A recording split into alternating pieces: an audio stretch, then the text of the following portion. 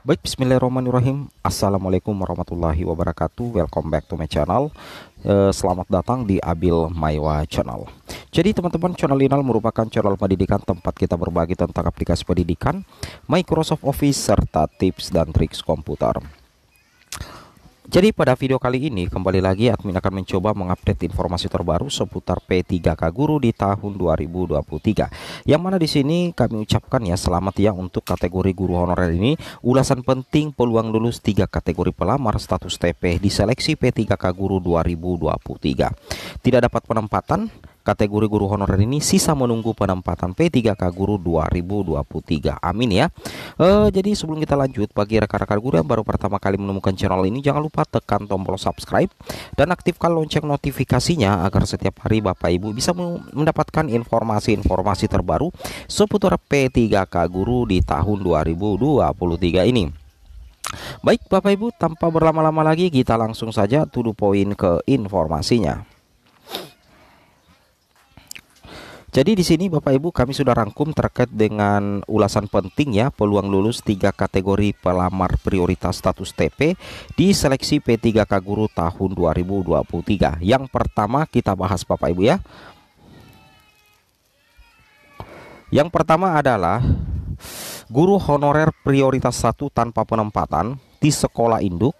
Terdapat kebutuhan atau kekurangan guru, ijazah linear dengan kebutuhan guru, termasuk yang dibatalkan penempatannya. Wow, mantap ya. Jadi ini kalau posisi teman-teman seperti ini ya, agar teman-teman ini di tahun 2022 kemarin atau di P3K Guru 2022 kemarin, Bapak Ibu ini tidak mendapatkan penempatan ya. Anggaplah tidak mendapatkan penempatan.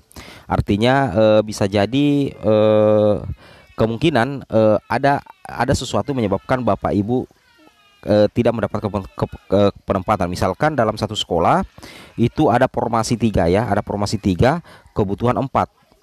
Nah, kebutuhannya 4 tapi formasinya cuma 3. Jadi teman-teman Bapak Ibu itu sudah lulus 3-tiganya, jadi masih tersisa 1 kebutuhan. Nah, Bapak Ibu masuk dalam kategori itu. Nah, guru honorer P1 tanpa penempatan di sekolah induk, masih terdapat 1 kebutuhan atau masih ada 1 kekurangan guru. Nah, pada saat itu ijazah Bapak Ibu itu linear ya dengan kebutuhan guru. Cuman kemarin formasinya cuma 3.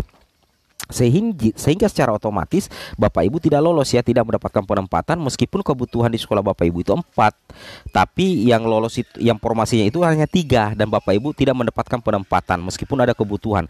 Jadi masih tersisa 1 kebutuhan, inilah nantinya yang Bapak Ibu akan isi di seleksi P3K Guru 2023. Intinya begini Bapak Ibu ya, Bapak Ibu ini sudah dikatakan lulus ya, lulus secara tes ya. Bapak Ibu sudah dites dan Bapak Ibu sudah dianggap lulus passing grade.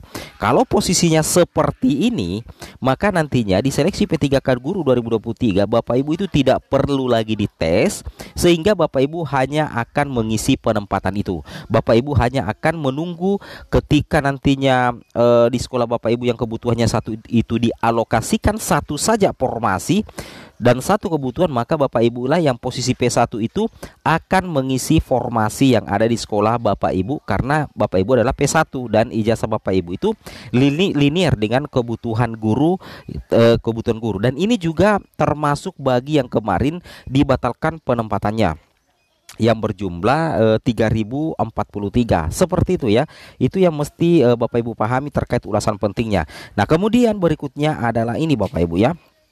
Ini yang kedua, guru honorer P1 tanpa penempatan di sekolah induk, tidak ada kebutuhan dan masuk kategori mapel berlebih. Misalkan seperti ini ya. Bapak Ibu ini P1 di tahun 2021. Posisi Bapak Ibu itu adalah P1 di tahun 2021. Di sekolah Bapak Ibu itu tidak ada formasi, tidak ada juga kebutuhan. Dan bahkan ijazah Bapak Ibu itu adalah bahasa Inggris. Sedangkan di daerah Bapak Ibu itu kebutuhan bahasa Inggrisnya itu 30, sedangkan pelamarnya anggaplah 40. Jadi terjadi kelebihan guru untuk mapel tertentu. Meskipun posisi Bapak Ibu ini P1, maka yang harus dilakukan oleh Kemendikbudristek ya, sesuai dengan yang dikatakan oleh Prof Nunuk, yaitu adanya penataan linearitas ya. Karena dengan adanya penataan linearitas itu adalah satu-satunya jalan agar guru honorer P1 tanpa penempatan yang masuk kategori mapel berlebih itu bisa diakomodir menjadi ASN P3K. Itu yang perlu Bapak Ibu pahami dan perlu Bapak Ibu cermati mati ya. Seperti itu logikanya dan ulasannya Bapak Ibu. Kemudian yang ketiga adalah seperti ini. Yang ketiga adalah P2 dan P3 itu belum diobservasi dan sudah observasi tapi sama-sama tidak mendapatkan penempatan. Yang belum observasi kemarin karena tidak ada kebutuhan sesuai dengan ijazah mereka ya, sehingga tidak bisa diobservasi karena tidak ada formasi yang linear dengan ijazah P2 dan P3. Sedangkan yang sudah diobservasi itu tetap tidak mendapatkan penempatan karena kalah perankingan nilai dari P2 dan P3 yang lain. Maka posisi Bapak Ibu di P3K Guru 2023 itu adalah P2 dan P3 yang statusnya TP ya, baik yang belum observasi maupun yang sudah observasi. Kalau misalnya merujuk di Permenpan RB nomor 20 tahun 2022, kalau misalkan P2 P3 yang belum observasi, maka harus wajib diobservasi di seleksi P3K Guru 2023 kalau mengacu pada Permenpan RB nomor 20 tahun 2022 apabila apabila Permenpan yang digunakan adalah Permenpan nomor 20, kecuali misalkan Bapak Ibu ya, kecuali misalkan ada regulasi baru, ada Permenpan yang baru Bapak Ibu ya. Nah, sedangkan bagaimana yang sudah diobservasi? Perlu Bapak Ibu ketahui, yang sudah diobservasi itu belum ada kejelasan dari Prof. Nunuk Suryani selaku Dirjen GTK. Apakah nantinya sisa menunggu penempatan? Apakah harus melalui observasi ulang? Itu belum ada kejelasannya. Jadi untuk P2 dan P3 yang sudah observasi wajib menunggu juknis terbaru pelaksanaan P3K Guru 2023 sekaligus menunggu informasi resmi dari Kemendikbudristek. Seperti itu. Jadi intinya video ini jadikan saja sebagai tambahan referensi Bapak Ibu. Sedangkan inti yang memfinalkan semua keputusan itu datang dari Kemendikbudristek dan Pansel. Nah, seperti itu logikanya Bapak Ibu ya. Itu yang wajib Bapak Ibu pahami dan Bapak Ibu cermati. Lanjut. Nah, sebagaimana yang kita lihat di sini Bapak Ibu ya, sebagaimana yang kita lihat di sini, untuk P1 saja itu tersisa 62.645. Perlu Bapak Ibu ketahui, inilah nantinya yang akan diupayakan dituntaskan menjadi ASN P3K, yang mana dari 62.645 itu terbagi dua lagi.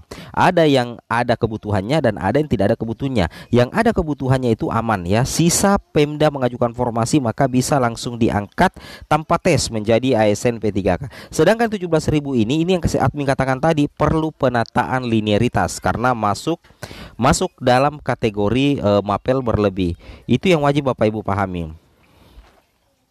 Kemudian lanjut lagi rekan-rekan sekalian, di sini pun Prof. Nunuk mengatakan ya bahwasanya untuk bayangan Permenpan RB yang digunakan sepertinya akan menggunakan Permenpan RB seperti halnya di tahun 2022 kemarin, yaitu Permenpan RB nomor 20 tahun 2022.